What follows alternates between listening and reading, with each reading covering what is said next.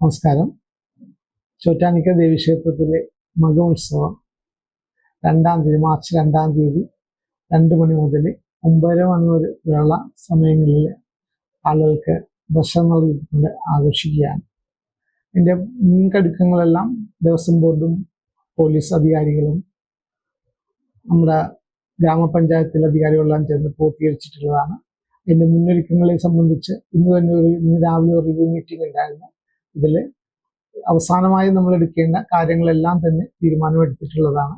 അതനുസരിച്ച് 2-ാം തീയതി രാവിലെ മുതൽ നമ്മൾ അതിൻ്റെ ഒരുക്കങ്ങളെല്ലാം നടത്തി മുന്നോട്ട് ഭക്തജനങ്ങൾക്ക് എല്ലാ സൗകര്യങ്ങളും കൂടി അമ്മയെ ദർശിക്കാനുള്ള സൗകര്യം ഒരുക്കിയിട്ടുണ്ട്.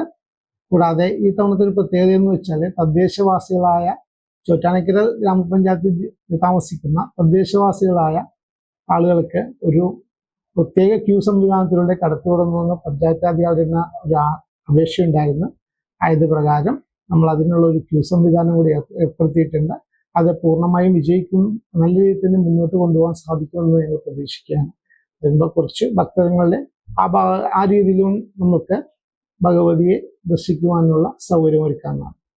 കൂടാതെ എല്ലാ ഇതിലും നിങ്ങളുടെ എല്ലാവരുടെയും ഭക്തജനങ്ങളുടെ എല്ലാ ഭാഗത്തുനിന്നുള്ള സഹകരണം ഉണ്ടാകുമെന്ന് കൊച്ചിൻ ദേവസ്വം ബോർഡിനോട് അഭ്യർത്ഥിക്കുകയാണ്.